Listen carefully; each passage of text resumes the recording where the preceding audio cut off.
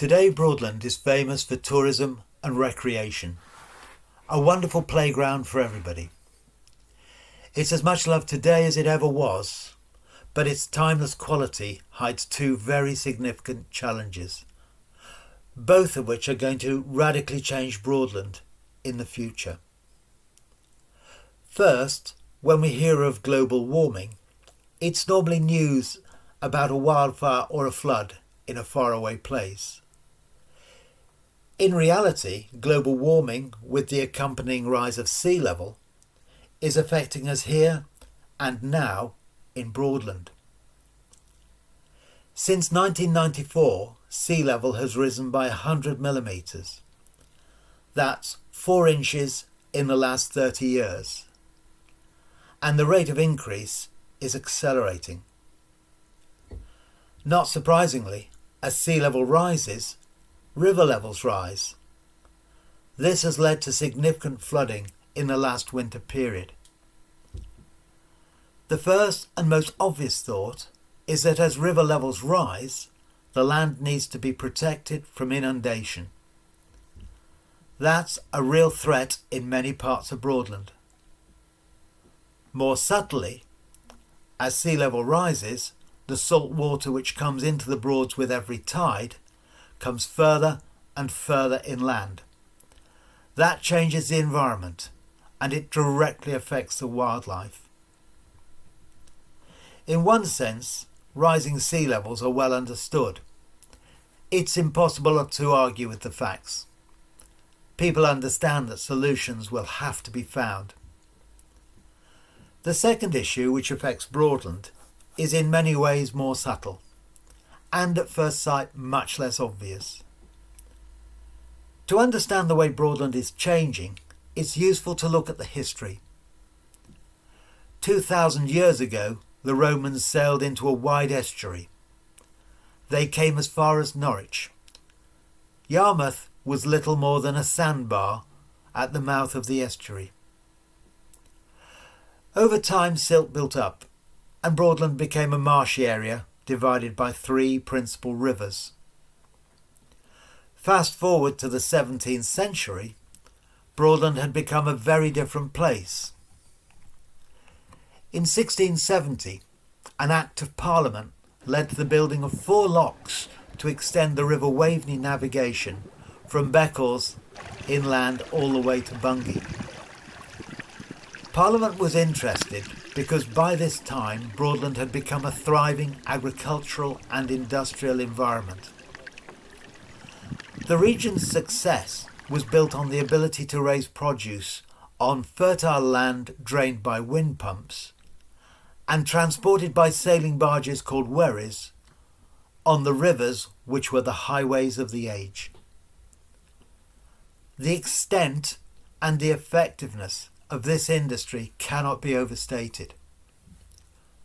By the early Victorian period, Broadland was exporting produce and goods nationally. Norwich had become a centre of industry and commerce, a truly industrial environment, all built on wherries transporting cargoes of 40 tons or more and wind pumps draining the fertile land, and all powered by wind and tide. Mass tourism came to the Broads in the mid-Victorian period, largely as a result of the railways.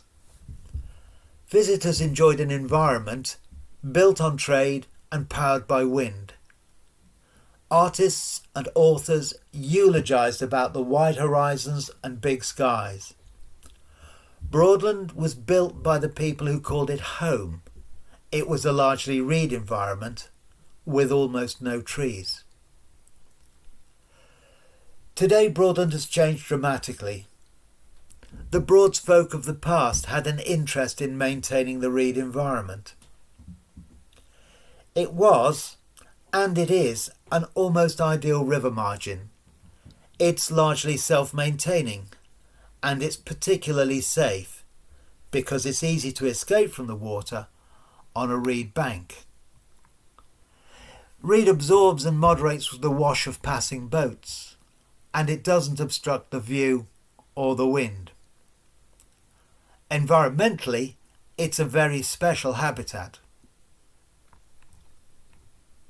The railways which brought tourism to Broadland started a movement from river transport by sailing barge to faster, more modern rail transport.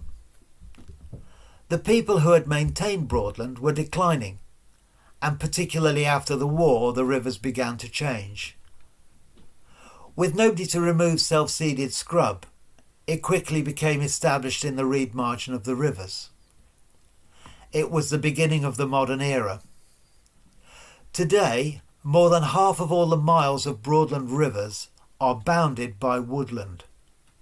The reed is gone, along with the view, the wind, and the famous habitat. There are a number of reasons for the changes. Some blame may be put on the people who dredged the rivers in the past and simply put the spoil on the riverside. Often they were dividing the sedge and marsh from the river, creating hard ground in between. Ironically, in these days of flooding and high tides, these areas of sedge and marsh would be an asset, moderating the effects of heavy rainfall and high waters if they were open to the rivers. By far the biggest culprit for the change to our environment is simply apathy. Sea level is being studied in detail worldwide. By comparison, the Broads today look much the same as yesterday, similar to last year and the year before. The change only becomes apparent if you take a 10-year view, or dramatically if you look at old photographs. A more careful examination reveals the scale of the problem and the frightening rate of change. The scrub and trees which are taking over Broadland were not planted or planned. They arose by a natural process whereby wetland, left to nature alone, becomes woodland. Without intervention, that's the future for most of Broadland. The most obvious change is the trees, which have made some Broadland rivers into corridors of water through areas of woodland. Less obviously, some of the smaller Broads have simply dried up and gone, while other larger areas of water have been reduced in size, getting smaller year by year. Habitat is being changed and lost. A quarter of Britain's endangered species live in Broadland. Historic reed supports a very wide range of specialised creatures. The character and the heritage of Broadland is in the balance. Apathy has replaced the water folk of the past. They would have removed a bush from the river margin. Their livelihood depended on it. Woodland starts with, say, a sprig of willow. Soon it's a bush, taking the light from the reed beneath it. 25 years on, it's a tree. The reed has gone, along with the creatures which depended on it. The bank is drying and hardening. The view and the wind has gone. Each autumn, the tree deposits leaf litter into the waterway, changing the chemistry and the life in the river. In time, the tree will need to be managed. It may fall into the waterway or fall on the bank. Costly, hard physical work, all beginning from a sprig in a reed bank. This pattern of change is happening throughout Broadland. Wetland to woodland. Habitat and heritage lost, largely as a result of apathy. The River Waveney is typical. Historically, it was a major trading route for sailing barges. The Wherry Albion, one of the only two surviving wherries, was built specifically to trade on the Waveney. Today, above Burson Peter, it's no longer practical to sail on the Waveney, apart from a short stretch just below Beccles, where Beccles Amateur Sailing Club still continues to survive. Year by year, more scrub is appearing on the Waveney, and sadly, within recent memory, the river below St. Peter is being degraded as the natural flow of the river carries the problem downstream. This pattern is being duplicated all over Broadland. In the public mind, planting a tree is seen as a universal solution to almost every environmental problem. If we are to protect Broadland, it's necessary to guide people to understand the value of this environment. We must explain that trees out of place are a problem. Just as you cannot have trees in a wildflower meadow, trees and scrub in a wetland environment are destructive. We must not simply preserve what we have inherited, but seek to renature those areas which have been degraded during our tenure. The problem is huge, and it's growing both metaphorically and physically. We must push back and renature where unfettered growth has destroyed precious habitat. As scrub develops, the task of controlling it becomes larger. Growth makes for a bigger problem.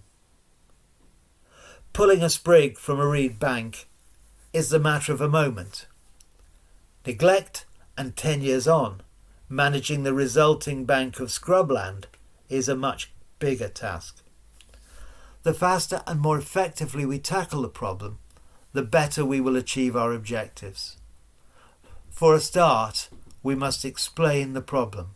We must help people to understand the value of the habitat we have, and we must do our part to hand it on in good order to the next generation.